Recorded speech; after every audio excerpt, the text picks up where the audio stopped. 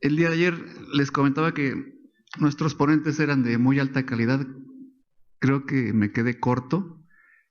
Son de súper muy alta calidad. Los profesores que tuvimos el día de hoy me llenó de mucha emoción escuchar las palabras del doctor Eber Mérida. Les comentaré que el día que le pedí que nos acompañara en este curso, dije, me rayé. Y creo que no nada más eso, me super rayé. Se da uno cuenta cuando alguien sabe o se da uno cuenta cuando alguien habla de un tema y lo domina perfectamente. Cuando yo lo escuché en alguna otra plática, en algún otro congreso, dije, ese doctor se opera cadera. Porque hemos oído pláticas que son bibliográficas, ¿no? Que presentan cosas que están en los artículos o los libros y bueno, son muy buenas. Pero para eso vamos y lo leemos, pero el venir a transmitirnos aquí su experiencia no tiene valor. Les pido por favor un aplauso al doctor Eber Mérida. Muchas gracias, doctor. Y para... Exacto. La cadera es la cadera. Y para finalizar, porque estamos muy cortos ya de tiempo, nos va a acompañar el doctor Jaime Camacho Mercado, viene de Los Cabos, y nos va a hablar el tema espondilolistesis y espondilolisis. El último tema es el mío, pero me va a dar vergüenza hablar de ese tema comparado con el doctor Eber Mérida. No, no es verdad. Lo dejamos para el día de mañana por tiempo. Muchas gracias.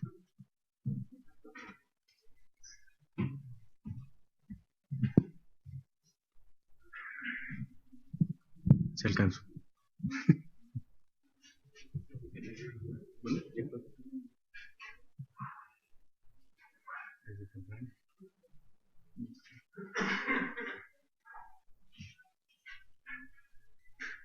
Es espondilolisis y espondilolistesis.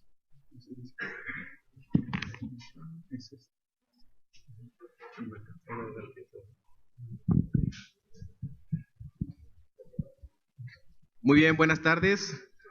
Es un placer que me hayan tomado en cuenta para este curso monográfico, primer curso de los exresidentes del Hospital 1 de Octubre. Y esperemos que no sea el primero, que sean muchos y que cada vez seamos más los que participemos. ¿Todavía no está? Hoy vamos a hablar un poco de la espondilolisis y la espondilolistesis.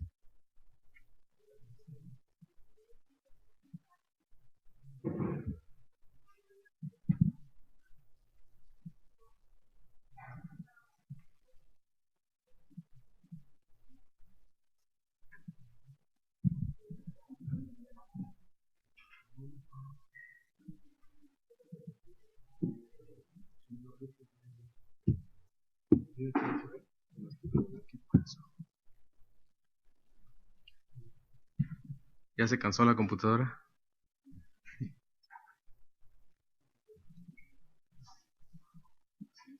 Es el único archivo que...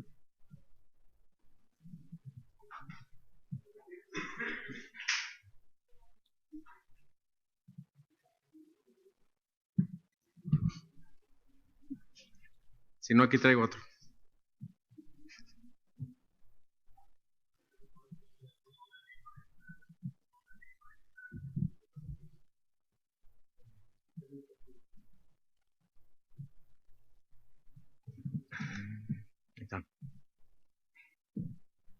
Muy bien, ya apareció.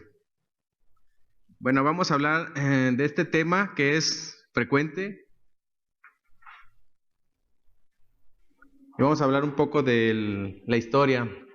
La espondilolistesis fue mencionada o descrita inicialmente en 1972 por el obstetra Hervienaus, es un obstetra belga, no es que fuera muy canijo, sino que era de Bélgica, y él descubrió que esta deformidad impedía el tránsito en el conducto de parto. Posteriormente, Klein Killian en 1854 atribuyó ya el término de espondilolistesis y la describió como un deslizamiento lento y progresivo de la quinta vértebra lumbar sobre la primera vértebra sacra. La espondilolisis. Generalmente esta patología se descubre por un hallazgo. Hay un paciente con un dolor lumbar, le tomamos unas radiografías y observamos cierta anomalía en la columna. Esta se produce cuando el istmo vertebral se rompe o se destruye. ¿A qué llamamos el istmo? El istmo es la articulación, la unión de las articulaciones inferiores de la quinta lumbar con la de las superiores de la primera sacra, o puede ser las inferiores de la cuarta y las superiores de la quinta. Cuando existe un trazo de continuidad, perdón.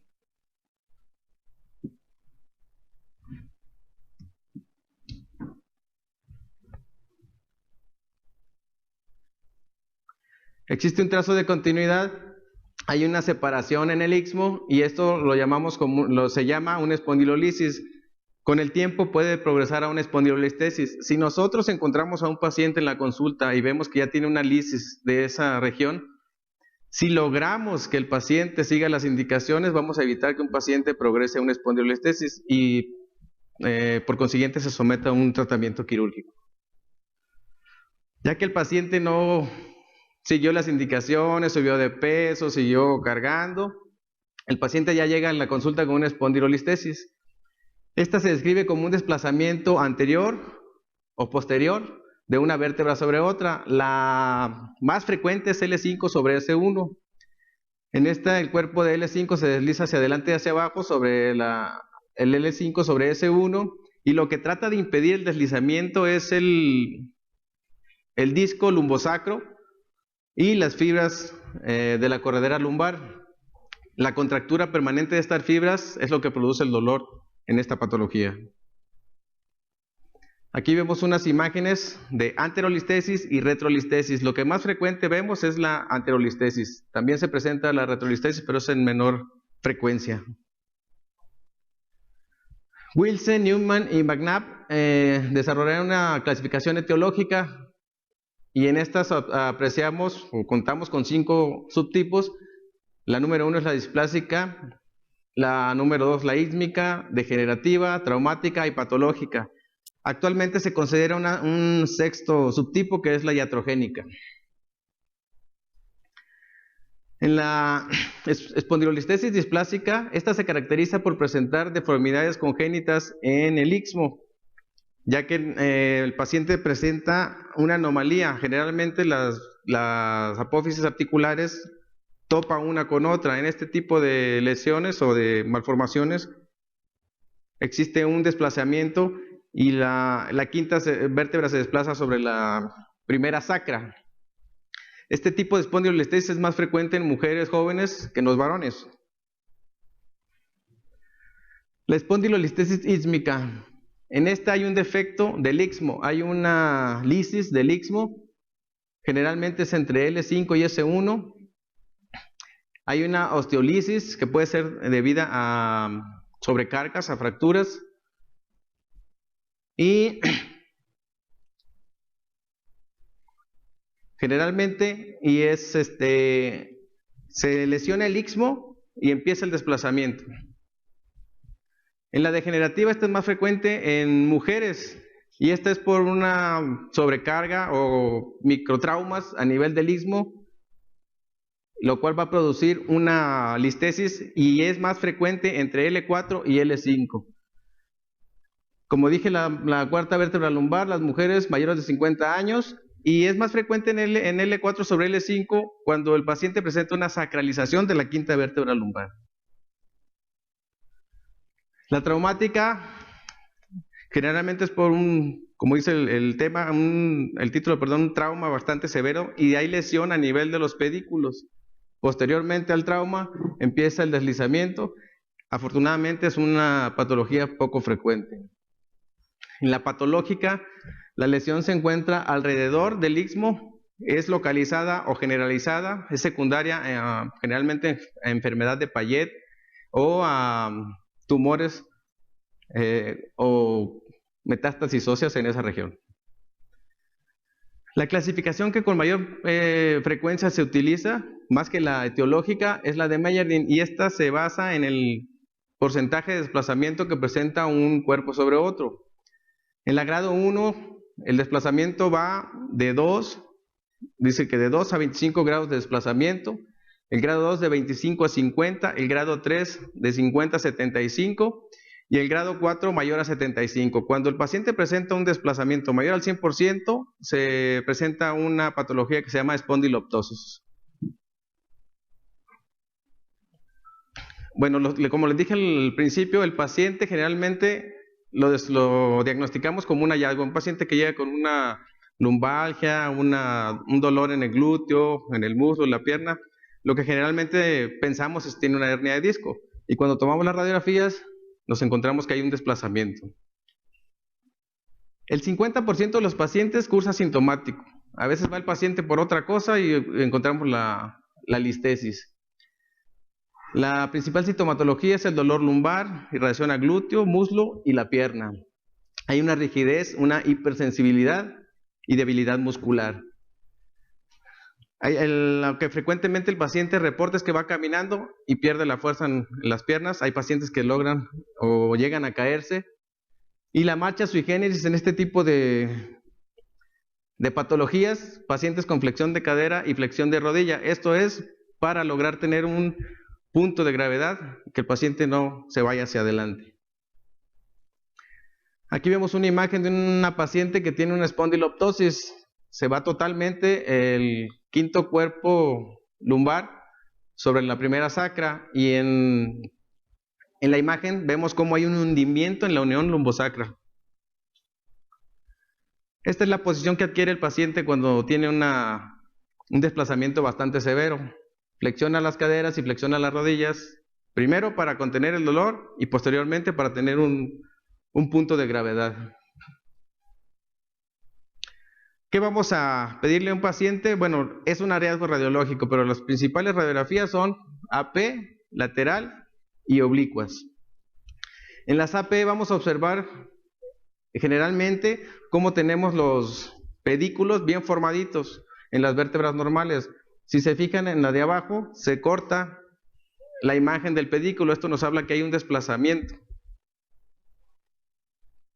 En las proyecciones laterales pues vamos a ver francamente el desplazamiento de la L5 sobre S1, que es la más frecuente.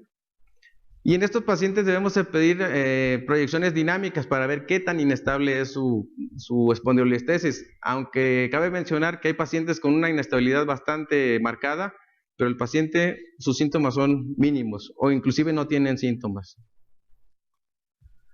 En las oblicuas vamos a ver la imagen característica del terrier escocés.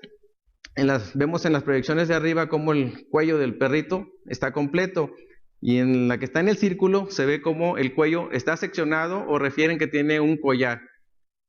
Cuando vemos esta imagen ya estamos seguros de que el paciente tiene una espondilolisis y una espondilolistesis que vendrá secundariamente. Con las imágenes radiográficas, pues ya vimos que tiene una espondilolistesis, pero si el paciente continúa con sus molestias, hay que tomar otro tipo de imágenes, porque si decidimos operarlo, generalmente dice, bueno, tiene la lesión en L5S1 o en L4L5, pero el paciente ya pasó muchísimo tiempo con ese problema. Aquí vemos en la imagen de la tomografía cómo el nivel afectado, el disco se desplaza produciendo una disminución del conducto raquídeo. Y en las imágenes de la resonancia magnética vemos cómo se oblitera totalmente, pero el nivel superior de tanta movilidad que tiene empieza a crecer el ligamento amarillo, lo cual nos produce un conducto lumbar estrecho. Al momento de nosotros realizar la cirugía del paciente, tenemos que también liberar el nivel donde está la espondilolistesis y donde está la hipertrofia del ligamento amarillo. ¿Cuáles son los factores predisponentes para esta patología? Una hiperlordosis lumbar. Se dice que y está comprobado que es más frecuente en mujeres. Las mujeres tienen más hiperlordosis lumbar que los hombres. Las pacientes y las mujeres practican más la gimnasia olímpica y los pacientes que cargan peso, como los que levantan pesas. Muy bien, ¿cuál es el tratamiento? En las diapositivas anteriores vimos que el 50% cursan asintomáticos. Hay que valorar muy bien al paciente. Cuando ya dijimos tiene una espondilolistesis, lo primero que hay que hacer es tratamiento conservador, reposo, AINES y rehabilitación. Y en algunos casos corset. Es más frecuente utilizar corset en los pacientes niños o jóvenes. En el adulto es muy raro utilizar un corset.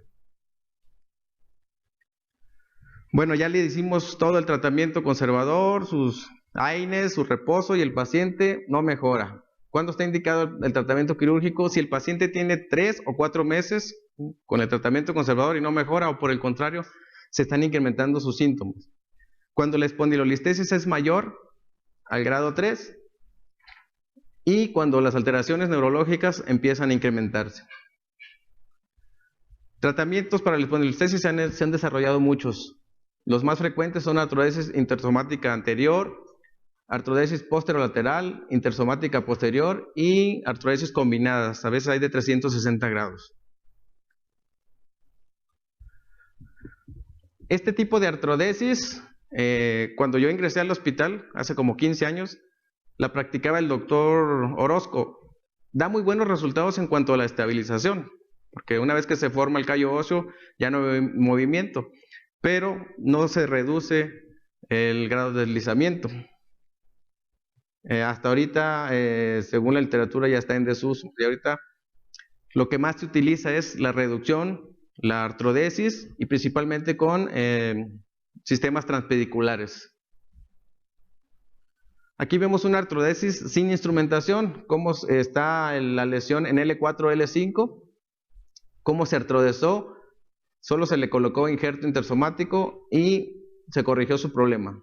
Aquí vemos otra imagen donde está la lesión en L5S1, se le coloca únicamente injerto y se corrige su problema. La artrodesis, reducción y fijación, aquí vemos cómo se colocan los tornillos transpediculares para reducir la artrodesis y hay que colocar un injerto intersomático para evitar que haya desplazamientos. Hay pacientes a los que solo se les reduce con tornillos transpediculares, pero al paso del tiempo empieza el aflojamiento porque no se colocó un espaciador entre las vértebras que se estaban deslizando. Es muy recomendable, aquí como vieron en la anterior, se pone un espaciador metálico, pero es mucho mejor colocar un bloque de hueso, ya que el metal nunca se va a adherir al hueso. En este tipo de cirugías se ha visto que la jaula migra. Después hay que volver a operar al paciente y colocar un bloque de hueso. Entonces, mejor desde el principio hay que colocar el bloque de hueso. Conclusiones. Es una patología poco frecuente y nos la vamos a encontrar cuando va el paciente por dolor lumbar. No implica que sea sintomática. Hay pacientes que tienen una gran espondilolistesis y no presentan ningún síntoma. Los hallazgos que hay siempre son radiológicos y no coinciden con la clínica. Y las formas evolutivas deben de ser tratadas quirúrgicamente. Es muy importante seleccionar bien al paciente. Hay pacientes que tienen mucha inestabilidad o que tienen un gran desplazamiento pero no tienen ningún síntoma. Existen pocos estudios que comparen el tratamiento quirúrgico con el conservador, pero está comprobado que el paciente que se opera, su recuperación es en menor tiempo. Existen controversias entre si artrodesar solamente, reducir, poner implantes. Hay que hacer el tratamiento que mejor sepamos hacer y que mejor le vaya al paciente. Y les agradezco su atención.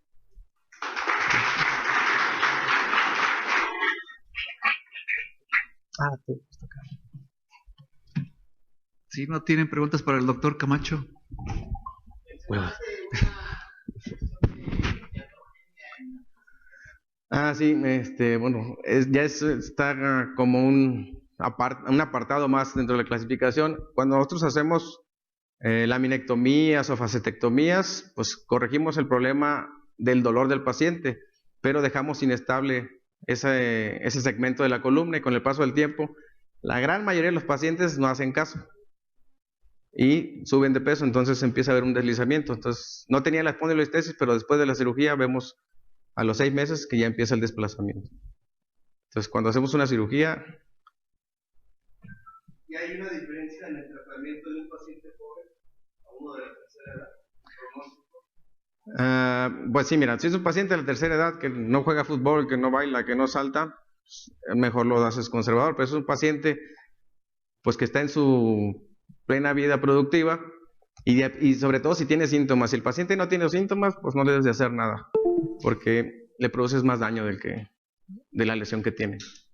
Depende de cuáles sean las necesidades del paciente. Esté joven, pero si está sintomático, no se le hace nada. No es nada.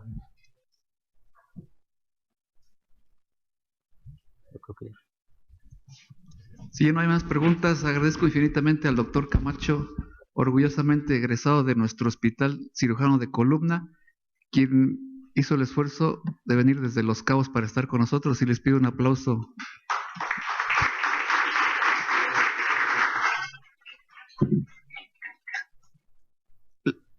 Damos por terminadas las labores del día de hoy y mañana los esperamos porque no nada menos importante los ponentes de mañana.